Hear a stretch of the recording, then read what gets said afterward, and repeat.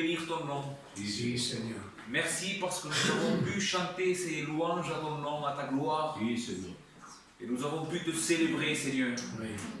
Car tu es digne d'être célébré, tu es digne d'être glorifié, Amen. d'être élevé au-dessus de toutes les choses. Car tu es Dieu et tu en es digne, Seigneur. Oui, Seigneur. Ce soir, je t'en supplie, Seigneur, permets que ta parole, Oui, Seigneur. Seigneur, puisse faire de l'effet. Amen. Le thème de ce soir est tellement important. Ouvre nos cœurs, Seigneur. Amen. Ouvre notre entendement. Permets que nous puissions réaliser l'importance de ta parole. Amen. Afin que nous aimions ta parole. Amen. Seigneur, et que nous soyons sauvés par ta parole. Gracias, Je Seigneur. t'en supplie au nom de Jésus. Amen. Glorifie ton nom au milieu de nous. Amen. Pour ta gloire. Merci, Seigneur. Amen.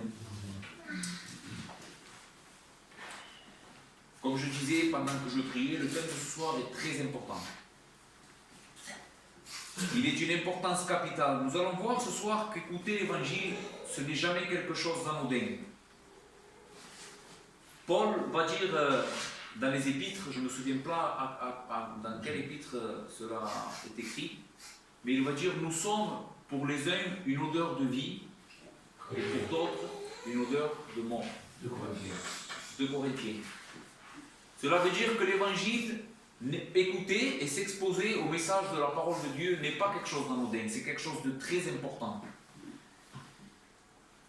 Et ce soir, le texte que je voudrais partager avec vous, c'est un texte qui met en évidence la responsabilité que chacun d'entre nous avons au privilège qui nous est fait, à l'énorme privilège qui nous est fait d'être exposés au message de la vérité de Dieu.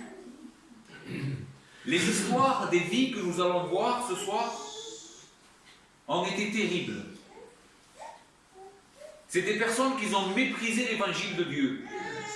Ils l'ont méprisé, ils n'en ont pas fait cas et ils sont tombés sous le jugement de Dieu. Ces personnes ont été coupables du péché impardonnable.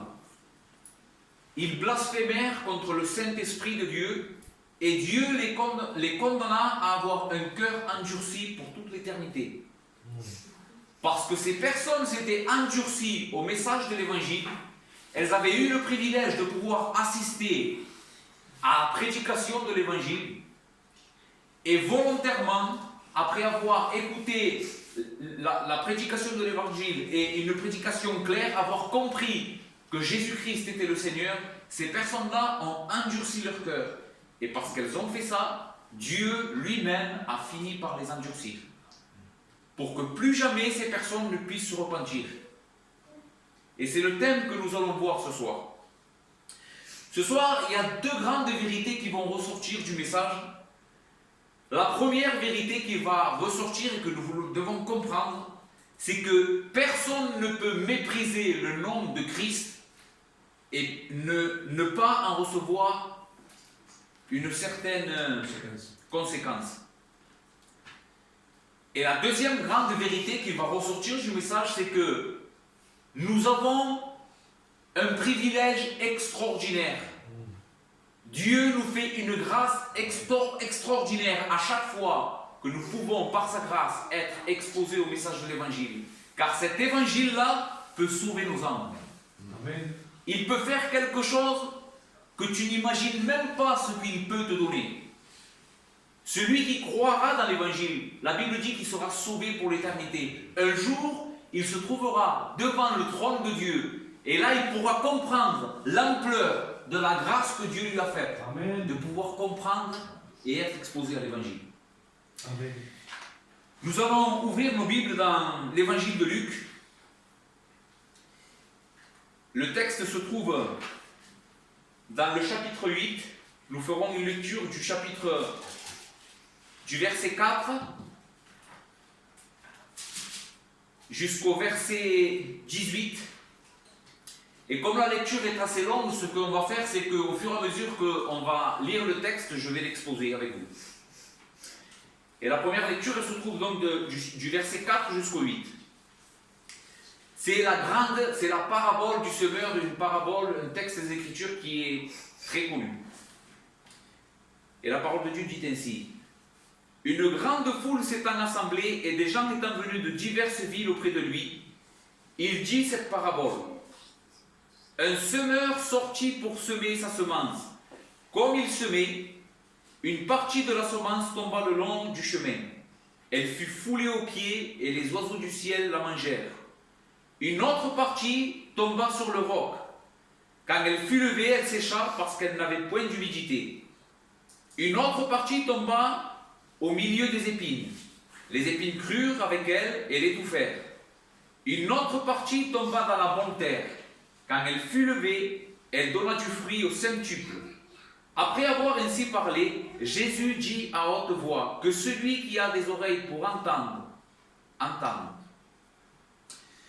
Le Seigneur, dans l'évangile de Matthieu, nous voyons que cette grande foule qui était assemblée devant le Seigneur était tellement nombreuse que le Seigneur, pour ne pas être écrasé par cette foule qui était si nombreuse, qui était venue de toute la Judée et de la Samarie pour écouter Jésus prêcher, le Seigneur avait dû monter sur une barque et se retirer un peu dans les eaux pour pouvoir prêcher. Et il va dire ces paroles de cette barque. Et le Seigneur va employer des paroles ici très simples. Des paroles très simples, très courantes à cette époque. Quand le Seigneur va parler et va dire cette parabole, chaque personne qui se trouvait devant lui avait très bien entendu de quoi le Seigneur était en train de parler. Chaque personne à cette époque avait un morceau de terrain en Judée et il semait sa semence. Le métier d'agriculteur était le métier principal de ces personnes-là. Donc chaque personne savait de quoi Jésus était en train de parler. Quand Jésus parle de la semence qui tombe sur le chemin, il savait qu'est-ce que c'était. Quand elle tombe au milieu des épines, il connaissait ce que Jésus était en train de parler. La seule chose qui aurait pu, ou qui a dû susciter un étonnement chez ces personnes, c'est quand Jésus va parler du fruit que cette semence va porter dans le bon terrain. Jésus va dire dans l'évangile de Luc, ici elle va dire au centuple. Dans l'évangile de Matthieu, c'est bien ça, Matthieu va préciser que Jésus va dire au 30, au 60 et au centuple. Et j'ai écouté un message dans une prédication, un serviteur dit qu'à cette époque, avoir une récolte qui rapportait entre 7 et 8% était déjà quelque chose d'extraordinaire. C'était déjà une bonne récolte. Alors quand le Seigneur va dire au centuple, ces personnes ont dû dire, mais qu'est-ce que cette récolte? Elle n'existe pas. C'est forcément un miracle de Dieu. Quand une personne ramassait au centuple, cela signifiait une bénédiction divine qui ne pouvait pas être le fruit de son travail même. Ce n'était pas possible. Et dans le verset 9, donc Jésus va dire cette parabole, mais il ne va pas expliquer cette parabole aux personnes. Malgré que cette parabole semblait être si facile à comprendre, en réalité, il y avait des vérités spirituelles très profondes que ces personnes-là, comme nous allons voir, n'ont pas compris. Au verset 9, ses disciples, après que le Seigneur va donner cette parabole, vont s'approcher de lui et ils vont lui dire ces paroles. Ses disciples lui demandèrent, que signifie cette parabole? Donc ses disciples vont s'approcher de Jésus, ils vont lui dire, Seigneur, que signifient ces paroles que tu lui as dit? Mais avant de répondre à que signifie cette parabole, dans l'évangile de Matthieu, ce que Matthieu va nous rapporter est différent de ce que Luc et Marc vont nous dire, parce que cette parabole est dans les trois évangiles, Matthieu, Marc et Luc. Mais Matthieu va dire quelque chose des deux autres évangélistes. Matthieu va dire que quand ces deux disciples vont s'approcher de Jésus, ce qu'ils vont lui demander, ce n'est pas ce que signifiait la parabole, mais pourquoi Jésus va leur parler par parabole. Et pour que nous comprenions bien le texte, nous devons répondre d'abord à la question de Matthieu pour pouvoir ensuite comprendre sa signification. Jésus va dire au verset 10, il répondit, il vous a été donné de connaître les mystères du royaume de Dieu, mais pour les autres, cela leur est dit en parabole, afin qu'en voyant, ils ne voient point, et qu'en entendant, ils ne comprennent point. Jésus va utiliser les paroles du livre de la prophétie d'Isaïe pour dire aux disciples pourquoi il leur parlait en parabole. Et si nous voulons comprendre pourquoi Jésus parlait en parabole à ces personnes, nous devons donc comprendre pourquoi Dieu avait dit dans le livre du prophète Isaïe ces paroles. Et nous allons aller au prophète Isaïe, justement, et nous allons faire une lecture dans le chapitre 5.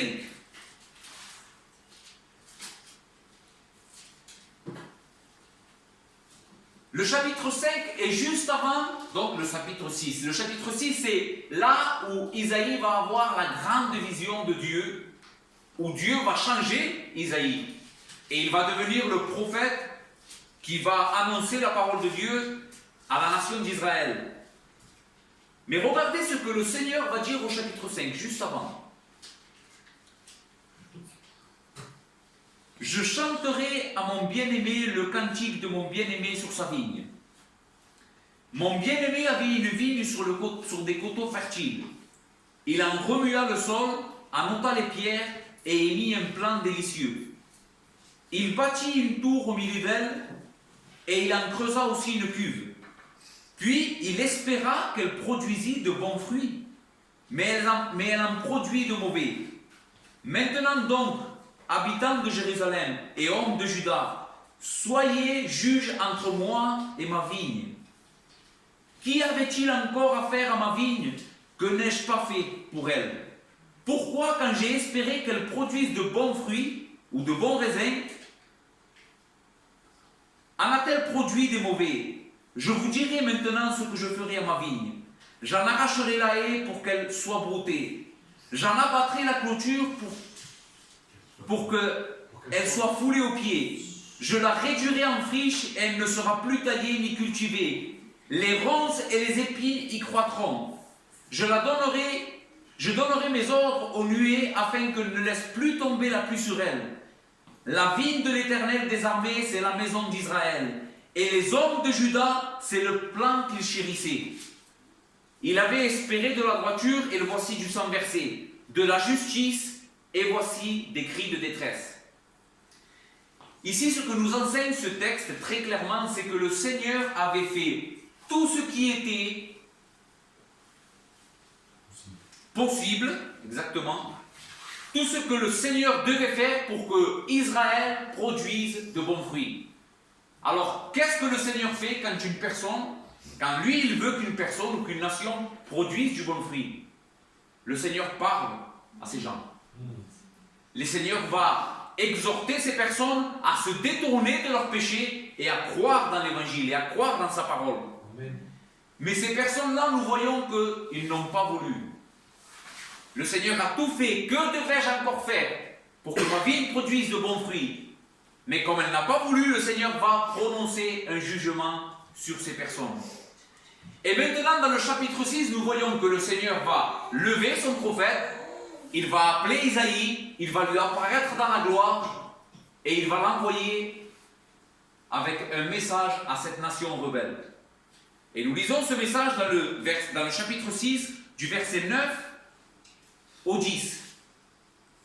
Il dit alors, va, et dis à ce peuple, vous entendrez et vous ne comprendrez point.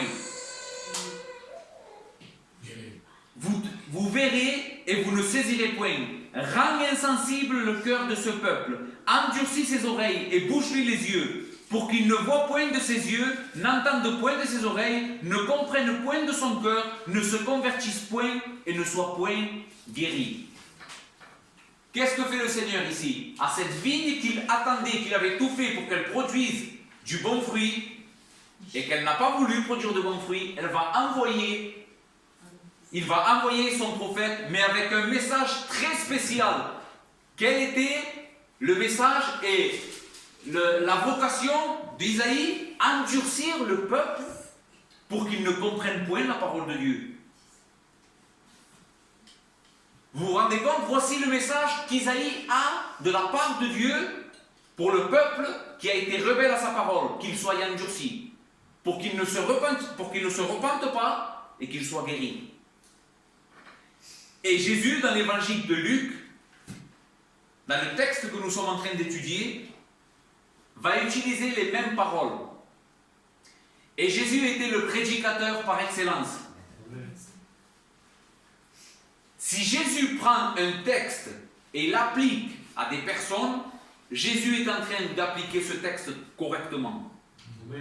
De manière que ces personnes-là à qui Jésus était en train d'annoncer la parole de Dieu et de parler par parabole, Jésus va les condamner de la même manière que les personnes du livre d'Isaïe. C'est-à-dire qu'ils étaient coupables du même péché et ils étaient tombés sous le même jugement. Si nous regardons les évangiles, l'évangile de Matthieu nous dit que ce même jour-là, Matthieu va préciser que ce même jour, c'est le jour où les anciens d'Israël vont dire que Jésus chasse les démons par le prince des démons qui est Belzébuth. Et c'est là que Jésus va parler du blasphème contre le Saint-Esprit. C'est ce même jour-là que le Seigneur sort de la maison et il commence à enseigner. Un jugement était tombé sur ces personnes. Ces personnes, après avoir écouté le Christ, après l'avoir vu faire tous les miracles, manifester sa gloire, de manière évidente, leur montrer qu'il était le Messie annoncé, ces personnes, parce qu'ils s'étaient volontairement endurcis contre ce message, Jésus va prononcer une sentence irrévocable. Il va leur dire, je vous parle par parabole, pour que vous ne compreniez plus. Votre cœur a été endurci, je l'ai endurci. Maintenant, je vais vous parler par parabole.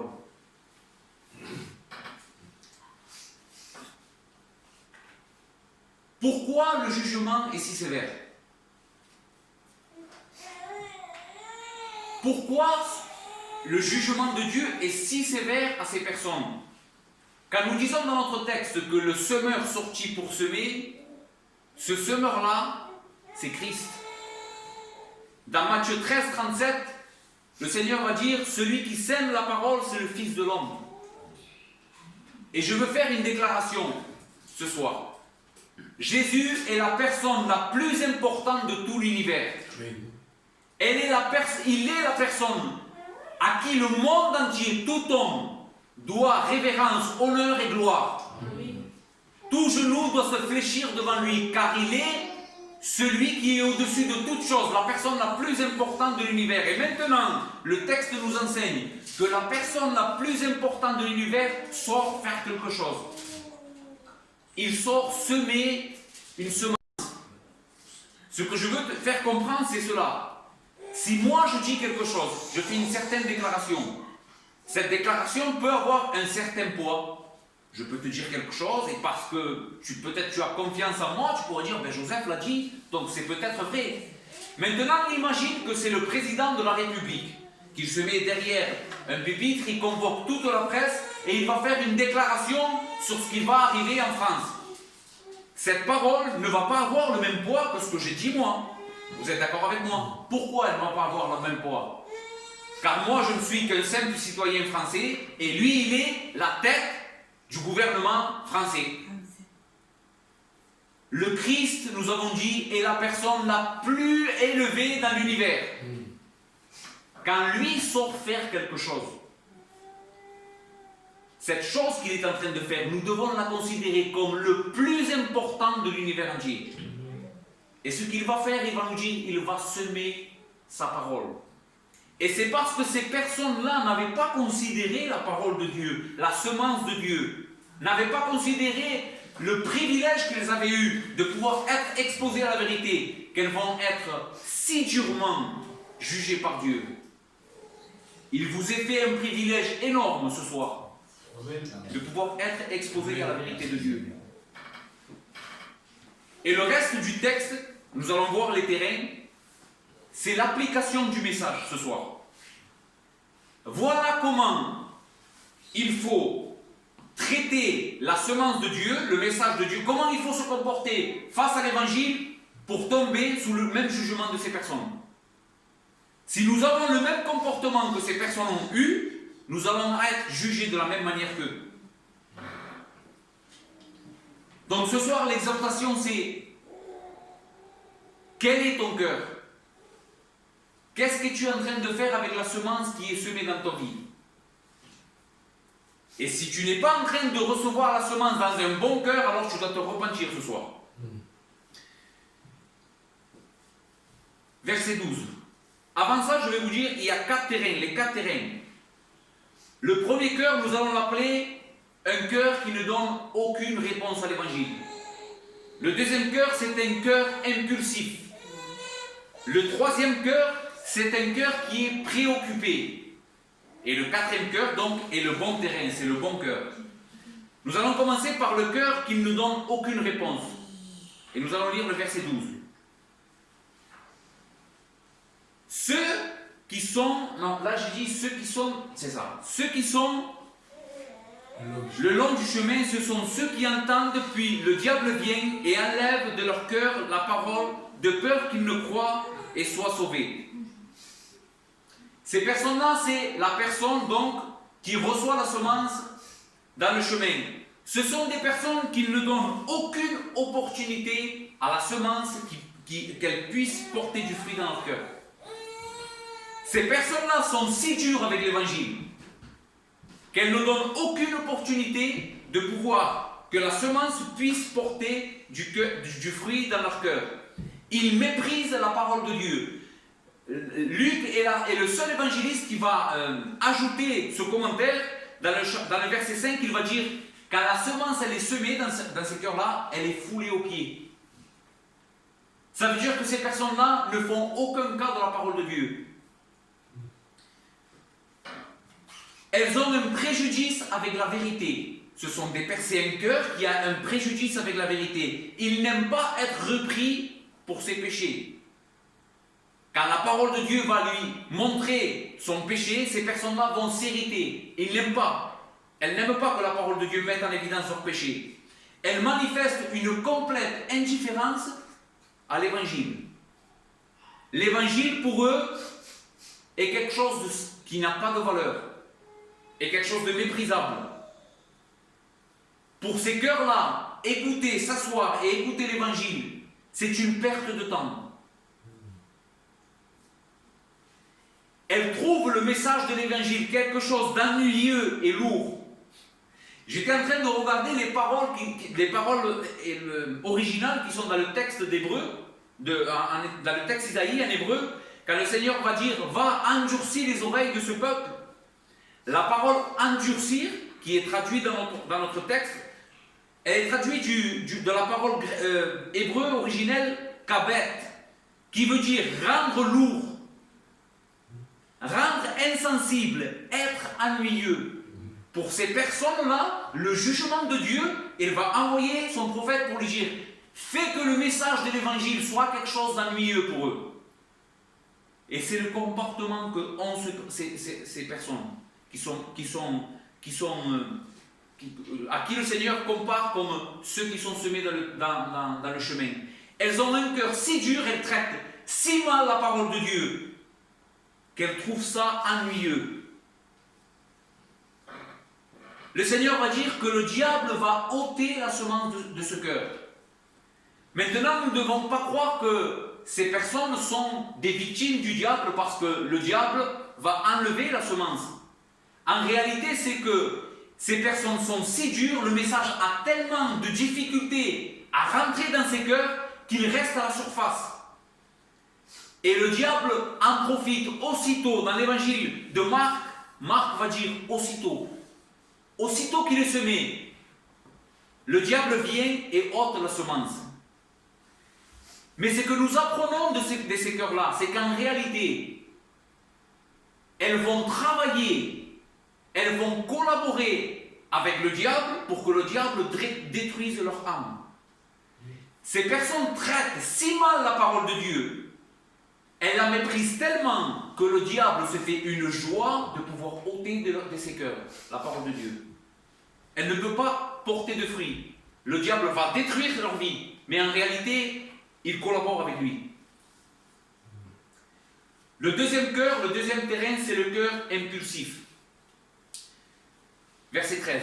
Ceux qui sont sur le roc ce sont ceux qui, lorsqu'ils entendent la parole, la reçoivent avec joie, mais ils n'ont point de racines. Ils croient pour un temps et ils succombent au moment de la tentation. Ce type de cœur-là, ce sont les personnes émotionnelles, qui ont beaucoup d'émotions. Maintenant, je dois dire quelque chose. Avoir des émotions, ce n'est pas quelque chose de mauvais. Les émotions font une partie complète et intégrale de la vie chrétienne. Jésus a eu des émotions fortes et les a exprimées. Jésus, nous dit la Bible, Jésus va pleurer. Paul aussi, dans les Actes, au chapitre 20 et au verset 37, quand il va se séparer des anciens d'Éphèse, il va pleurer avec eux aussi. Donc les sentiments, c'est quelque chose de normal. Un croyant peut manifester des forts sentiments. Mais le problème de ces personnes, c'est que les sentiments qu'elles ont sont très superficiels. Et en réalité, ne sont jamais produits par une conviction profonde de la vérité de la parole de Dieu. Ce sont des sentiments qui naissent de la chair. Elles sont émotionnées, mais ce n'est pas par une conviction de la parole. Ces personnes-là, le Seigneur va dire, ils n'ont pas de racines profondes. Ce ne sont pas des personnes qui ont des racines profondes. Elles sont impulsives. Et elles retournent très vite à leur ancienne vie.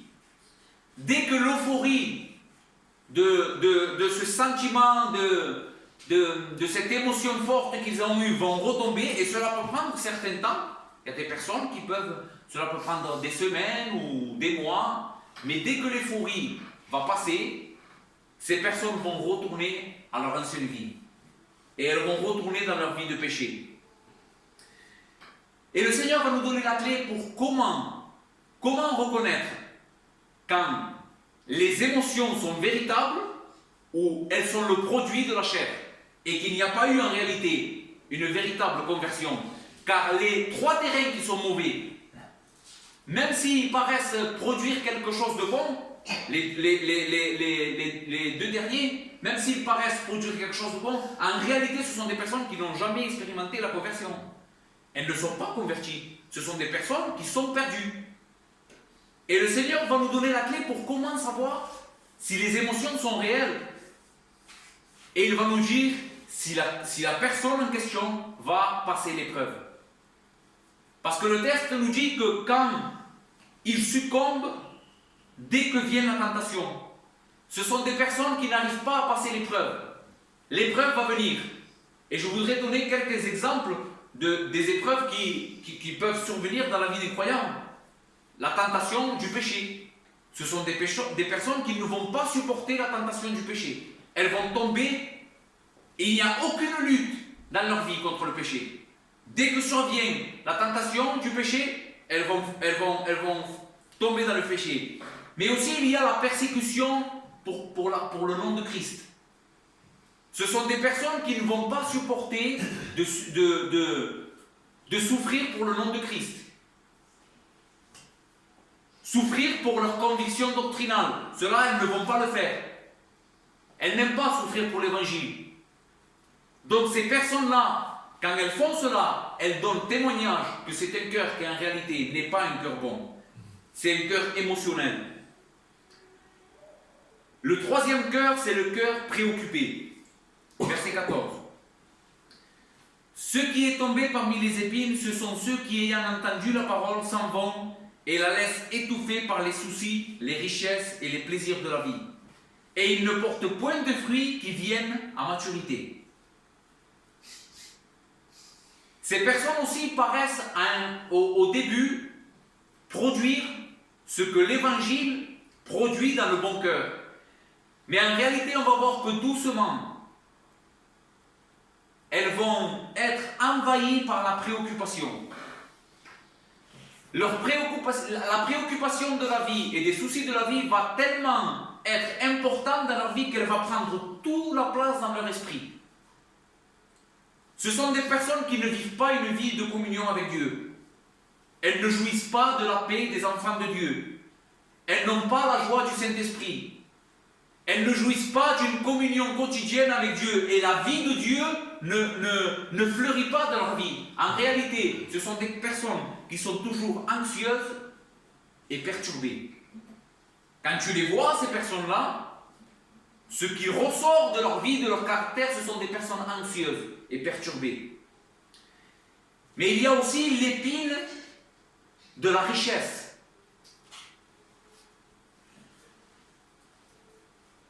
L'épine de la richesse, ce même cœur a tellement d'ambition pour les choses matérielles. C'est une ambition démesurée. Le seul but que ce cœur a dans la vie, c'est pouvoir s'enrichir. Pour pouvoir vivre une vie à l'aise, il veut s'établir dans cette vie, vivre une vie confortable, exactement. Ce sont des personnes qui ne vivent que pour ce siècle. Leur seule ambition, c'est vivre ici et maintenant. Et ils vont faire tout pour pouvoir parvenir à leur ambition démesurée. Même si cela doit leur coûter leur communion avec le Seigneur. Même si cela va leur faire avoir un compromis avec le péché. Tout cela n'importe pas. Pour but qu'ils atteignent leur but qu'ils se sont fixés. Devenir riches. Et le Seigneur va dire que les richesses, la préoccupation qu'ils ont et le désir de s'enrichir va étouffer la parole de Dieu. Elle ne va pas laisser que la parole de Dieu porte leurs fruits. Ce cœur est aussi un cœur qui est étouffé par les plaisirs de la vie. Et ici, il y a deux plaisirs que nous devons mentionner. Il y a ceux qui sont interdits par la parole de Dieu de manière claire, mais il y a ceux aussi où la parole de Dieu ne donne pas des spécifications bien claires. Il y a des plaisirs de la vie qu'un chrétien peut en jouir. Mais si quelqu'un jouit de ces plaisirs de manière à ce que ces plaisirs-là de la vie deviennent le centre de sa vie, alors ça devient le péché qui va le condamner en enfer.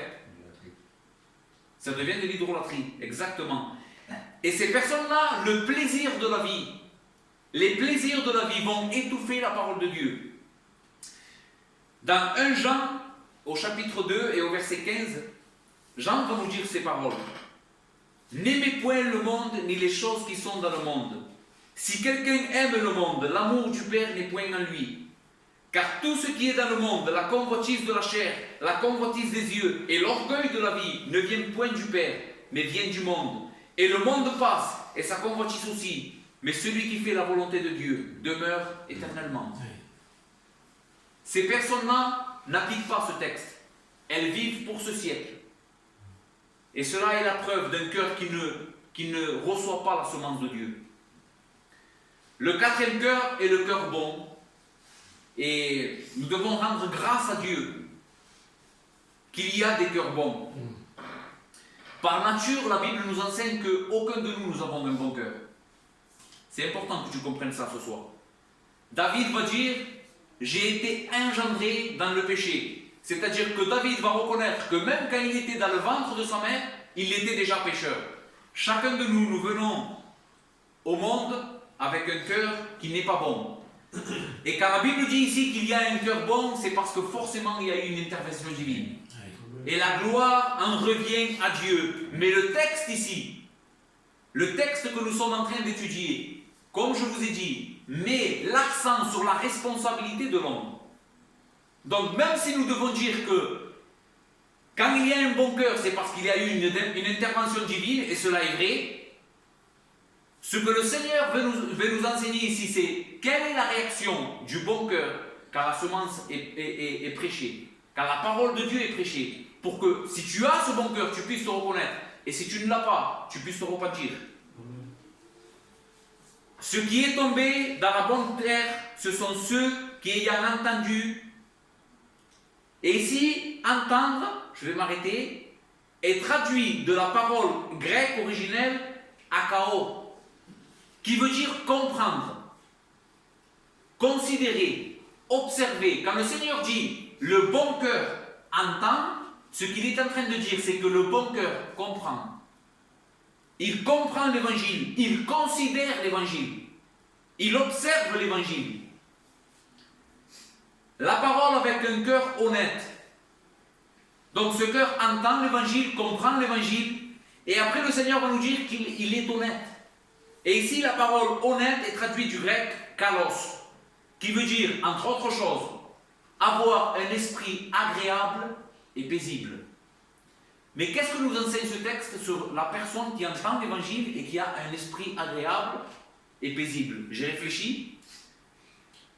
Et un esprit agréable, en vérité, c'est un esprit ou une personne qui se laisse enseigner. C'est une personne docile. C'est une personne qui reconnaît la vérité et qui l'applique à sa vie. Et ce que la Bible t'enseigne, par le message de l'évangile, ce que tu dois reconnaître en priorité avant tout, c'est que tu es pécheur.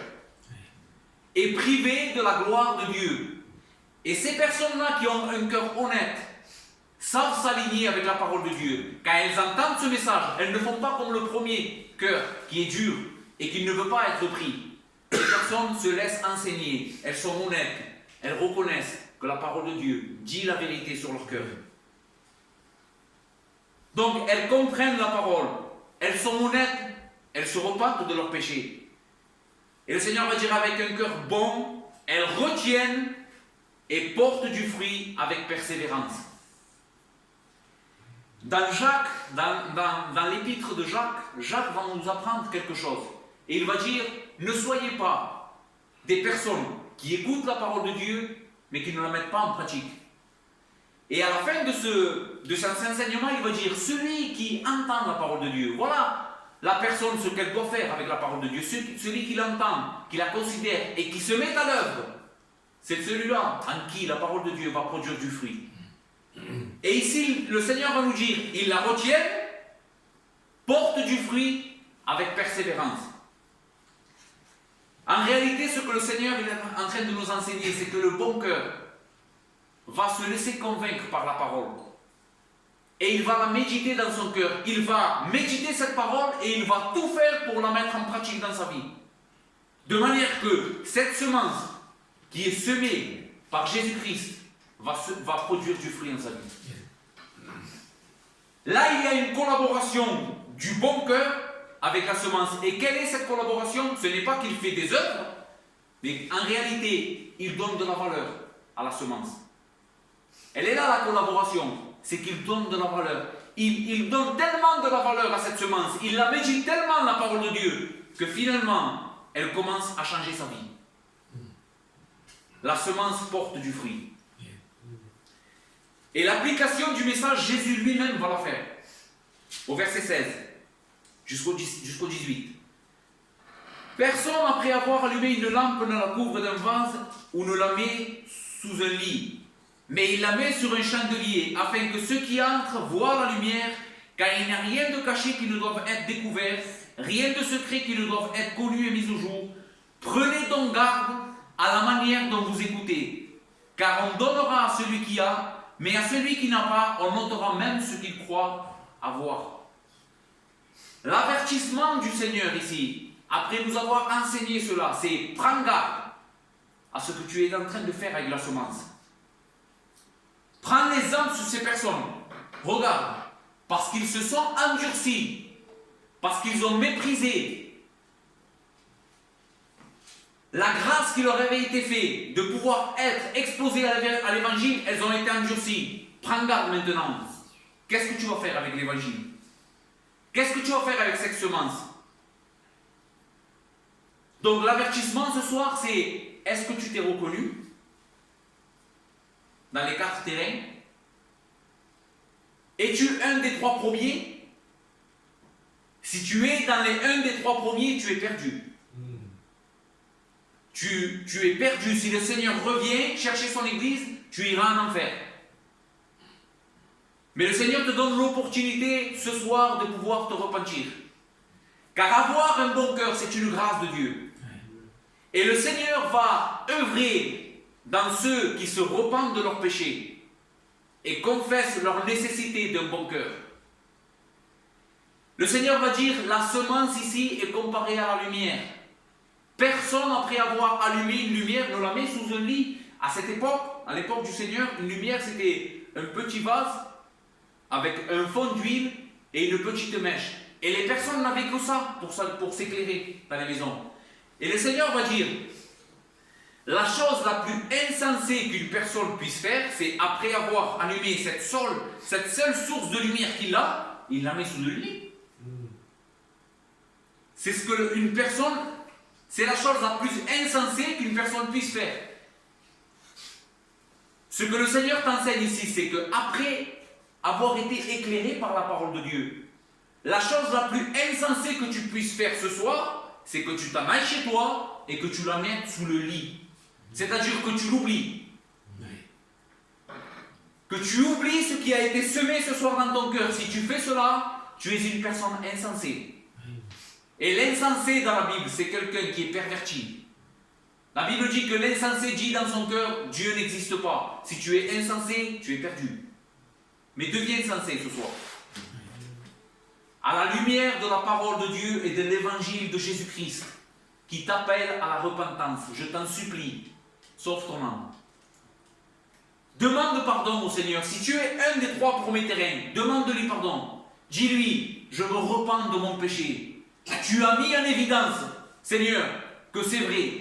Bien souvent, j'ai méprisé ta parole. Et j'ai fait comme ces personnes qui n'ont fait pas cas de ton évangile. Mais Seigneur, ne me condamne pas à la même chose qu'eux. Car il y a une limite à la patience de Dieu. Dieu a de la patience avec toi, mais il viendra un moment où le jugement de Dieu s'abattra sur toi de la même manière qu'il s'est abattu sur ces personnes-là. Le Seigneur peut fermer la porte de la grâce, permettre que ton cœur s'endurcisse tellement que tu ne comprennes plus l'évangile, que tu ne puisses plus te repentir de tes péchés. Alors n'arrive pas jusqu'à là. Repens-toi de tes péchés. Amen. Crois en l'évangile et tu seras sauvé. Jésus-Christ a payé pour toi la croix. Il n'y a plus de condamnation pour ceux qui ont été lavés par le sang de l'agneau. La grâce est là ce soir. Amen. Ne la rejette pas. Amen. Et tu seras sauvé. Amen. Nous allons prier.